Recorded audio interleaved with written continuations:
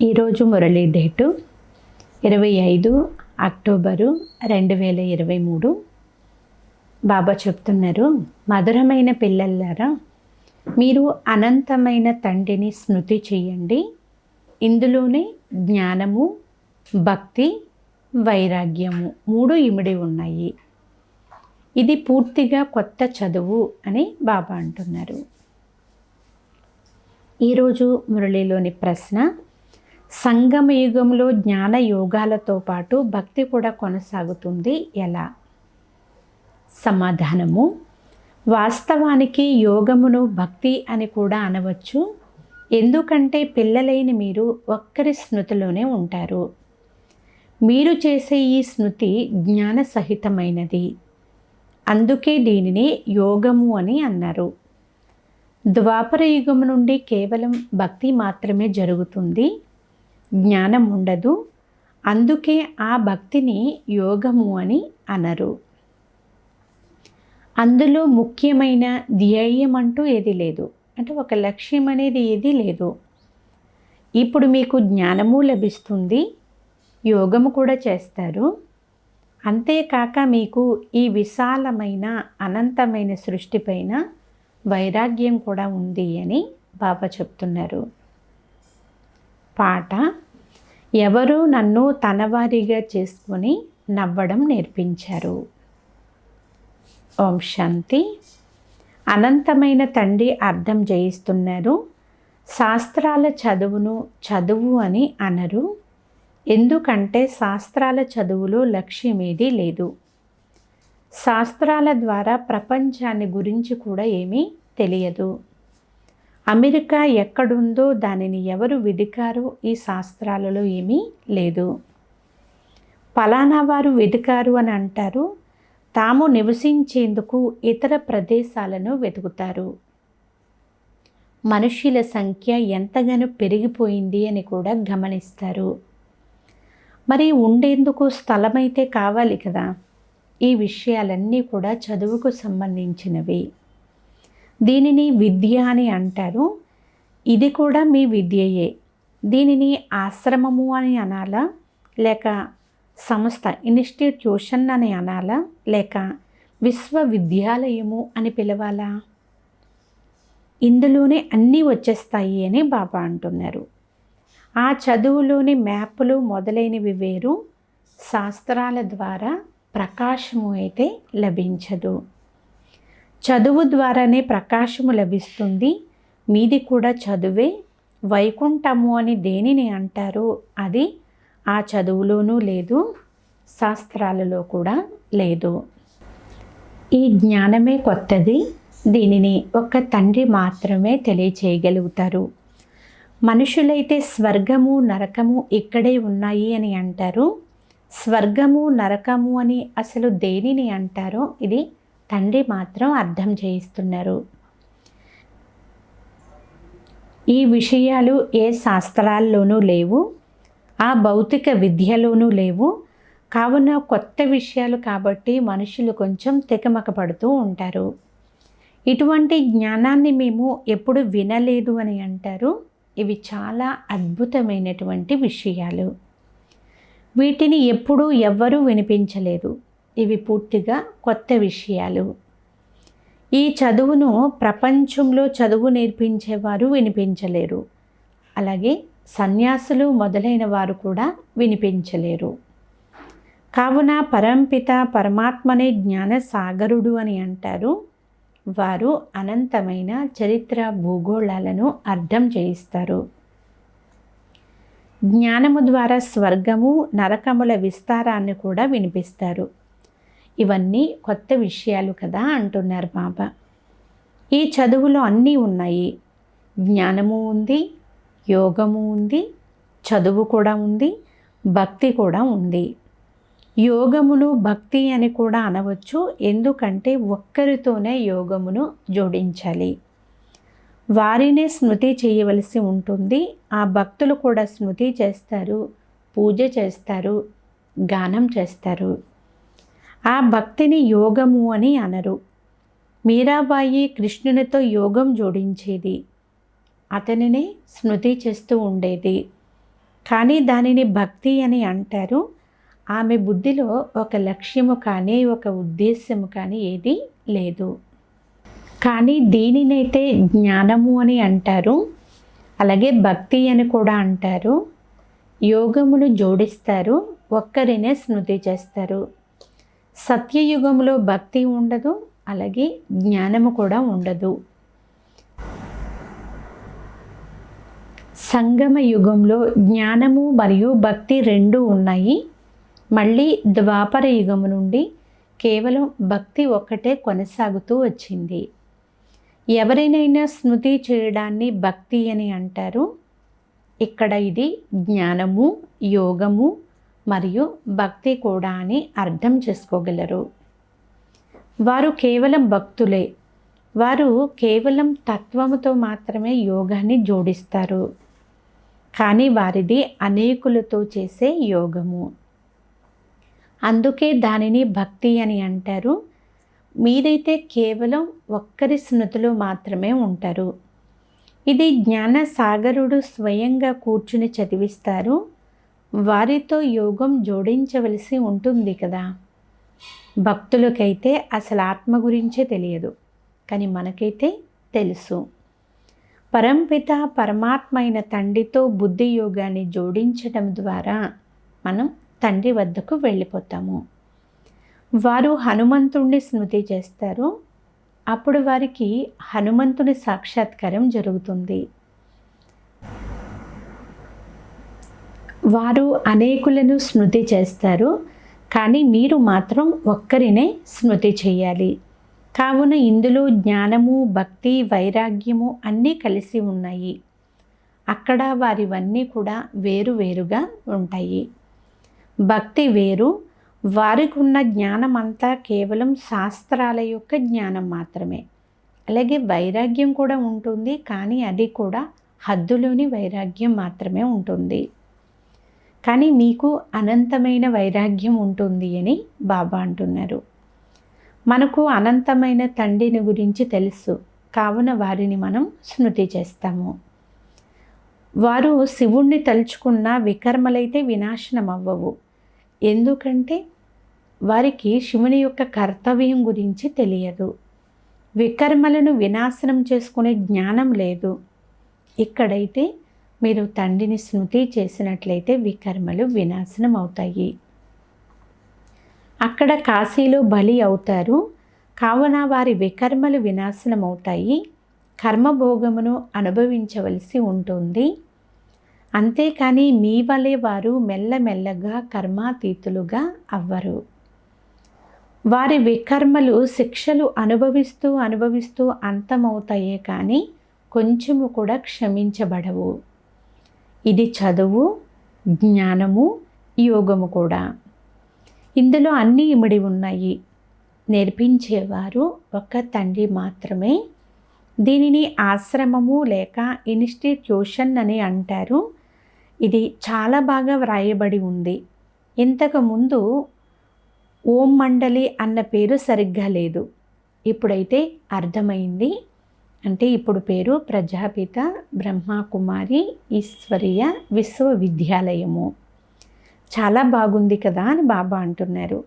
మీరు కూడా బ్రహ్మకుమారులే అని మీరు ఎవరికైనా అర్థం చేయించవచ్చు. తండ్రి రచయిత. వారు మొట్టమొదట సూక్ష్మవతనాన్ని రచిస్తారు. బ్రహ్మ, విష్ణు, శంకరులు సూక్ష్మవతన వాసులు. కొత్త సృష్టిని రచిస్తారు. కావున తప్పకుండా ప్రజాపిత బ్రహ్మ కావాలి. సూక్ష్మవతన వాసి అయితే ఇక్కడకు రాజాలడు. అతడు సంపూర్ణ అవ్యక్తుడు. ఇక్కడైతే మరి సాకార బ్రహ్మ కావాలి కదా. మరి అతడు ఎక్కడి నుండి వస్తాడు? మనుషులైతే ఈ విషయాలను అర్థం చేసుకోలేరు. చిత్రాలైతే ఉన్నాయి కదా. బ్రహ్మ నుండి బ్రాహ్మణులు జన్మించారు, కానీ అసలు బ్రహ్మ ఎక్కడి నుండి వచ్చాడు? దత్తత తీసుకోవడం జరుగుతుంది. ఉదాహరణకి ఎవరైనా రాజుకు పిల్లలు లేరు అనుకోండి, అప్పుడు ఆ రాజు దత్తత తీసుకుంటాడు కదా. అలాగే బాబా కూడా ఈ బ్రహ్మను దత్తత తీసుకున్నారు. మళ్ళీ ఇతనికి పేరు మార్చి ప్రజాపిత బ్రహ్మ అని పేరు పెట్టడం జరిగింది. పైన ఉన్న బ్రహ్మ అయితే క్రిందకు రాజాలడు, కానీ క్రింద ఉన్నవాడే పైకి వెళ్ళాలి. అతడు అవ్యక్తుడు, ఇతడు వ్యక్తుడు. కావున ఈ రహస్యాన్ని కూడా చాలా బాగా అర్థం చేసుకోవాలి. ఎందుకంటే అందరికీ ప్రశ్న ఉత్పన్నమవుతుంది. ఈ దాదాను కాసేపు బ్రహ్మ అని, కాసేపు భగవంతుడు అని, కాసేపు కృష్ణుడు అని అంటున్నారే అని అంటారు. ఇతన్ని భగవంతుడు అని అనడం జరగదు. అయితే బ్రహ్మ అనవచ్చు, లేదా కృష్ణుడు అని అనవచ్చు. ఎందుకంటే కృష్ణుడు నల్లగా అవుతాడు. రాత్రిగా అయినప్పుడు బ్రహ్మ అని, పగలుగా ఉన్నప్పుడు కృష్ణుడు అని అంటారు. ఇప్పుడు ఇది కృష్ణుని ఆత్మ యొక్క అంతిమ జన్మ, అంటే బ్రహ్మ బాబా యొక్క అంతిమ జన్మ, మరియు కృష్ణుడు ఆది జన్మ. ఈ విషయాన్ని మీరు చాలా స్పష్టంగా వ్రాయాల్సి ఉంటుంది. 84 జన్మలు రాధాకృష్ణులవా లేక లక్ష్మీనారాయణులవా అనే విషయాన్ని అర్థం చేయించాల్సి ఉంటుంది. ఇక్కడ వారిని మళ్ళీ దత్తత తీసుకుంటారు. కావున బ్రహ్మకు పగలు, బ్రహ్మకు రాత్రి ఉంటాయి. అక్కడ మళ్ళీ లక్ష్మీనారాయణులకు పగలు రాత్రి ఉంటాయి. వారి వంశావళికి కూడా అలాగే జరుగుతుంది అని బాబా అంటున్నారు. ఇప్పుడు మీరు బ్రాహ్మణ కులానికి చెందినవారు, మళ్ళీ మీరు దేవతా కులానికి చెందిన వారిగా అవుతారు. కావున బ్రహ్మ కుమారి కుమారులకు కూడా రాత్రి పగలు ఉంటాయి కదా. ఇవన్నీ చాలా బాగా అర్థం చేసుకోవలసిన విషయాలు. చిత్రాలలో కూడా చాలా స్పష్టత ఉంది. క్రింద తపస్సు చేస్తున్నారు. ఇది అంతిమ జన్మ. బ్రహ్మ ఎక్కడి నుండి వచ్చారు? ఎవరి ద్వారా జన్మ తీసుకుంటారు? కావున బ్రహ్మను దత్తత తీసుకుంటారు. ఉదాహరణకి రాజు దత్తత తీసుకుని రాజకుమారునిగా చేస్తాడు కదా. ప్రిన్స్ ఆఫ్ ఫలానా అని బదిలీ చేసేస్తారు. అంతకుముందు అతడు యువరాజు కాదు. రాజు ఎప్పుడైతే దత్తత తీసుకున్నారో అప్పుడు రాకుమారుడు అనే పేరు వచ్చేసింది. ఈ ఆచారం కొనసాగుతూ వచ్చింది. పిల్లలకు ఈ విషయాలన్నీ కూడా బుద్ధిలో ఉండాలి కదా. తండ్రి ఏ విధంగా పాత ప్రపంచ వినాశనము, కొత్త ప్రపంచాన్ని స్థాపన చేస్తారో ప్రపంచానికి తెలియదు. ఈ జ్ఞాన ప్రకాశము పిల్లలైన మీలో ఉంది. మీలో కూడా నెంబర్ వారీగా ఉన్నారు. ముందు ముందు చిన్న చిన్న పిల్లలు కూడా చాలా చురుకుగా అవుతూ ఉంటారు. ఎందుకంటే వారు కుమారీలు కదా. చదువుకున్న వారు కూడా ఉన్నారు. కుమారీల ద్వారా బాణాలను వేయించారు అని శాస్త్రాలలో వ్రాయబడి ఉంది. కుమారీల చమత్కారము నెంబర్ 1లోకి వెళ్ళింది. బాబా అంటున్నారు, మమ్మ కూడా కుమారియే కదా. అందరికంటే చాలా వేగంగా ముందుకు వెళ్ళారు. కుమార్తె తల్లిని ప్రత్యక్షం చేస్తుంది అని అంటారు. తల్లి కూర్చునే ఎవరితోనూ మాట్లాడదు కదా. ఇక్కడ ఈ తల్లి గుప్తము, ఆ మమ్మ ప్రత్యక్షంగా ఉన్నారు. కావున శక్తులు లేక పిల్లలైన మీ పని తల్లిని ప్రత్యక్షం చేయడము. చాలా మంచి మంచి పిల్లలు కూడా ఉన్నారు. వారి పురుషార్థం కూడా చాలా బాగా నడుస్తుంది. కౌరవ సాంప్రదాయంలో కూడా మహారథులుగా ఉన్నవారి కొందరి పేర్లు ముఖ్యంగా ఉన్నాయి కదా. అలాగే ఇక్కడ కూడా మహారథుల పేర్లు ఉన్నాయి. అందరికంటే ఉన్నతోన్నతమైన వారు శివబాబా. వారు ఉన్నతోన్నతమైన భగవంతుడు. వారి నివాస స్థానము కూడా చాలా ఉన్నతమైనది. వాస్తవానికి ఆత్మలైన మన నివాస స్థానము కూడా ఉన్నతమైనదే. మనుష్యులైతే కేవలం మహిమ చేస్తూ ఉంటారు, కానీ వారికి ఏమీ తెలియదు. ఆత్మలమైన మనం కూడా అచ్చటి నివాసులమే, కానీ మనం జనన మరణాల్లోనికి వచ్చి పాత్రను అభినయించాలి. వారు తండ్రి, వారు ఎప్పుడూ కూడా జనన మరణాల్లోనికి రారు. అయితే వారికి కూడా పాత్ర ఉంది. కానీ భగవంతుని పాత్ర ఎలా ఉంటుంది అనేది అది పిల్లలైన మీకు మాత్రమే తెలుసు. ఇప్పుడు ఇది శివబాబా రథము అని పిల్లలైన మీరు అర్థం చేసుకున్నారు. ఇది అశ్వము అంటే ఇది గుర్రము కూడా. అంతేకాని ఆ గుర్రపు బండి విషయం ఏదీ లేదు. తప్పులు ఏవైతే జరిగాయో అవి కూడా డ్రామాలో రచింపబడే ఉన్నాయి. అర్ధకల్పము మనము కూడా ఆ పొరపాట్లలో భ్రమిస్తూ పూర్తిగా తప్పిపోతాము. ఇప్పుడు జ్ఞాన ప్రకాశం లభించడంతో చాలా అప్రమత్తమైపోయారు. ఈ పురాతన ప్రపంచం అంతము కానున్నది అని, మనము నిర్మోహులుగా అవ్వాలి అని మనకు తెలుసు. గృహస్థ వ్యవహారంలో ఉంటూ కమల పుష్ప సమానముగా నిర్మోహులుగా అయ్యేందుకు పురుషార్థం చెయ్యాలి. అందరితోనూ తోడు నిభాయించాలి, కలిసి నివసించాలి కూడా. ఈ బట్టి కూడా తయారవ్వవలసి ఉంది. ఎందుకంటే కల్పం క్రితం కూడా ఇలాగే తయారైంది అంటున్నారు బాబా. ఇప్పుడు అంటున్నారు గృహస్థ వ్యవహారంలో ఉంటూ కూడా కష్టపడాలి పురుషార్థంలో. అంతేకాని ఇల్లు వాకిళ్ళు వదిలిపెట్టి వెళ్ళే విషయమైతే లేదు. మనం అందరము ఇంట్లోనే కదా ఉన్నాము. ఎంతమంది పిల్లలు ఉండేవారు, లౌకికం వారు కూడా ఉండేవారు కదా. నిజానికి ఏమీ వదలలేదు. సన్యాసులైతే ఇల్లు వాకిళ్ళు వదిలి వెళ్ళిపోతారు. మనమైతే పట్టణంలోనే కూర్చుని ఉన్నాము. మనము అందరితో కూడా తోడు నిభాయించాలి. రచన తండ్రిది. లౌకిక తండ్రి సంపాదించి పిల్లలకు వారసత్వమును ఇస్తారు. మొదట కామవికారాన్ని వారసత్వముగా ఇస్తాడు. ఆ తర్వాత దాని నుండి విడిపించి నిర్వికారులుగా చేయడం ఇది శివబాబా యొక్క కర్తవ్యము. కొన్ని చోట్ల పిల్లలే తల్లిదండ్రులకు జ్ఞానమిస్తారు. మరికొన్ని చోట్ల తల్లిదండ్రులు పిల్లలకు జ్ఞానమిస్తారు. ఇది రాజయోగము, వారిదైతే హఠయోగము. ఆత్మకు పరమాత్మ ద్వారా జ్ఞానము లభిస్తుంది.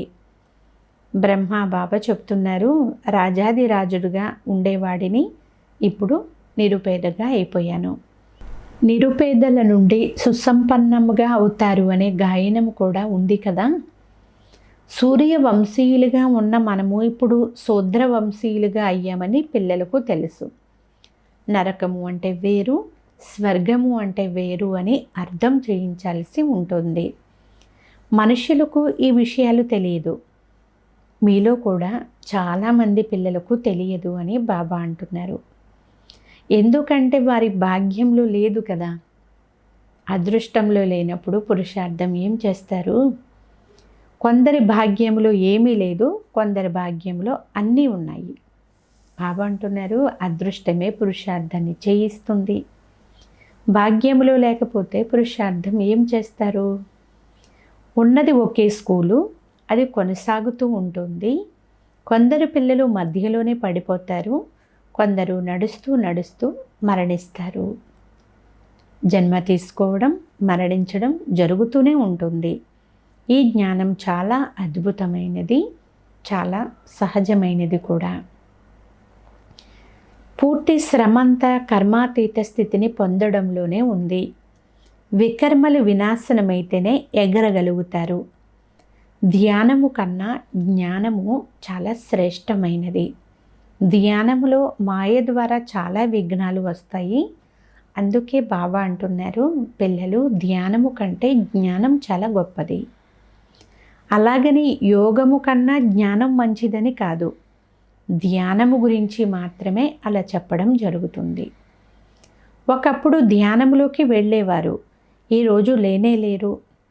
యోగములో అయితే సంపాదన ఉంటుంది, వికర్మలు కూడా వినాశనం అవుతాయి. ధ్యానంలో సంపాదన ఏమీ లేదు. యోగము మరియు జ్ఞానములో అయితే సంపాదన ఉంది. జ్ఞానయోగాలు లేకపోతే ఆరోగ్యవంతముగా సంపన్నముగా అవ్వలేరు. అలా విహరించే అలవాటు అయిపోతుంది.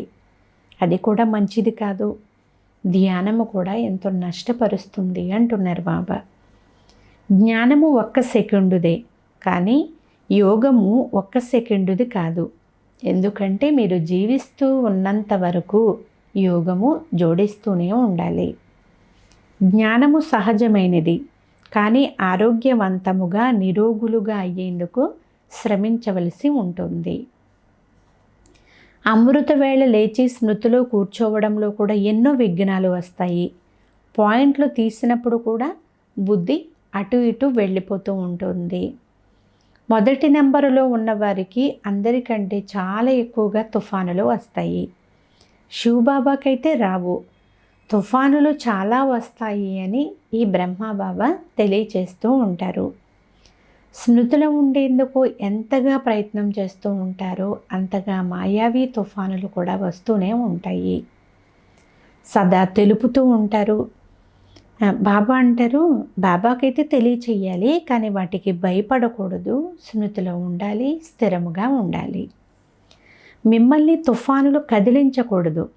ఇది చివరి స్థితి, ఇది ఆత్మిక పరుగు పందెము. శివబాబాను స్మృతి చేస్తూ ఉండండి. ఇవి కూడా అర్థం చేసుకొని ధారణ చేయాల్సిన విషయాలు. ధనాన్ని దానం చేయకపోతే ధారణ జరగదు. పురుషార్థం చేయాలి. ఇరువురు తండ్రుల పాయింట్ను ఎవరికైనా అర్థం చేయించడం చాలా సులభము. బాబా 21 జన్మల వారసత్వమును ఇస్తారు అని కూడా మీకు తెలుసు. ఈ లక్ష్మీనారాయణలకు తండ్రి ద్వారా 21 జన్మల వారసత్వం లభించింది అని మీరు అంటారు. బాబా వారికి రాజయోగం నేర్పించారు. ఇంకెవ్వరూ లక్ష్మీనారాయణులకు భగవంతుడు ఈ వారసత్వం ఇచ్చారు అని చెప్పజాలరు. ఈ రహస్యం కేవలం మీకు మాత్రమే తెలుసు. ప్రపంచంలో కొందరు ఒక విషయంలో, మరికొందరు మరొక విషయంలో సంతోషపడుతూ ఉంటారు. మీరు ఏ విషయంలో సంతోషపడతారో ఎవరికీ తెలియదు. మనుషులు అల్పకాలికమైన క్షణభంగురమైనటువంటి సంతోషాలను జరుపుకుంటూ ఉంటారు. మీరు సత్యమైన బ్రాహ్మణ కులభూషణులు, యోగులు మరియు జ్ఞానులు. మీరు అనుభవించే అతీంద్రియ సుఖమునిచ్చే సంతోషాన్ని గురించి ఇతరులెవ్వరికీ తెలియదు. పాపం వారు ఎంతో కష్టపడుతూ ఉంటారు. చంద్రునిపైకి వెళ్ళేందుకు పురుషార్థం చేస్తారు, ఎంతో కష్టపడతారు, కానీ వారి శ్రమ అంతా వ్యర్థం అవ్వనున్నది. మీరు ఏ కష్టము చేయకుండా ఎవ్వరూ చేరుకోలేని స్థానములోనికి వెళ్ళేందుకు పురుషార్థం చేస్తారు. ఉన్నతోన్నతమైన పరంధామంలోనికి వెళ్ళిపోతారు అని బాబా చెప్తున్నారు. అచ్చా, మధురాతి మధురమైన అపురూపమైన పిల్లలకు మాతాపిత బాప్దాదాల ప్రియ స్మృతులు మరియు గుడ్ మార్నింగ్. ఆత్మిక పిల్లలకు ఆత్మిక తండ్రి నమస్తే. ఆత్మీయ తండ్రికి ఆత్మీయ పిల్లల యొక్క ప్రియ స్మృతులు, గుడ్ మార్నింగ్ మరియు నమస్తే నమస్తే నమస్తే. ధారణ కొరకు ముఖ్య సారము. ఫస్ట్ పాయింట్, గృహస్థ వ్యవహారంలో ఉంటూ కూడా పిల్లలైన మీరు నిర్మోహులుగా తయారు కావాలి. అందరితో కూడా తోడు నిభాయిస్తూ ఉండాలి, కానీ కమల పుష్ప సమానముగా ఉండాలి. సెకండ్ పాయింట్, ధారణ చేసేందుకు జ్ఞాన ధనమును తప్పకుండా దానం చేస్తూ ఉండాలి. జ్ఞాన యోగముల ద్వారా మీ సంపాదనను జమ చేసుకుంటూ ఉండాలి. అంతేకాని ధ్యానము మరియు సాక్షాత్కారములపైన ఆశ అయితే పెట్టుకోకూడదు. ఈరోజు వరదానము, సంతుష్టత సర్టిఫికెట్ ద్వారా భవిష్య రాజ్యభాగ్యం యొక్క సింహాసనమును ప్రాప్తి చేసుకునే సంతుష్టమూర్తి భవ. సారాంశము, సంతుష్టంగా ఉండాలి, అందరినీ సంతుష్టపరచాలి. ఈ స్లోగన్ సదా తమ మస్తకపు రూపీ బోర్డు పైన వ్రాయబడి ఉండాలి. ఎందుకంటే ఈ సర్టిఫికెట్ కలవారు భవిష్యత్తులో రాజ్యభాగ్యం యొక్క సర్టిఫికెట్ కూడా తీసుకుంటారు. అయితే రోజు అమృత వేళ ఈ స్లోగన్ని మీరు స్మృతిలోకి తీసుకురండి. సంతుష్టంగా ఉండాలి, సంతుష్టపరచాలి. ఈ స్లోగన్ ప్రతిరోజు అమృత గడియలో స్మృతిలోకి తీసుకురండి. ఎలాగైతే బోర్డు పైన స్లోగన్ వ్రాస్తారో అలా సదా తమ మస్తకము అనే బోర్డు పైన ఈ స్లోగన్ను మాటి మాటికి మననం చేస్తూ ఉండండి. అప్పుడు అందరూ సంతుష్టమూర్తులవుతారు. సంతుష్టంగా ఉండేవారు సదా ప్రసన్నముగా ఉంటారు. స్లోగన్: పరస్పరము స్నేహము మరియు సంతుష్టత సంపన్న వ్యవహారం చేసేవారు సఫలతామూర్తులుగా అవుతారు. అచ్చా. ఓం శాంతి.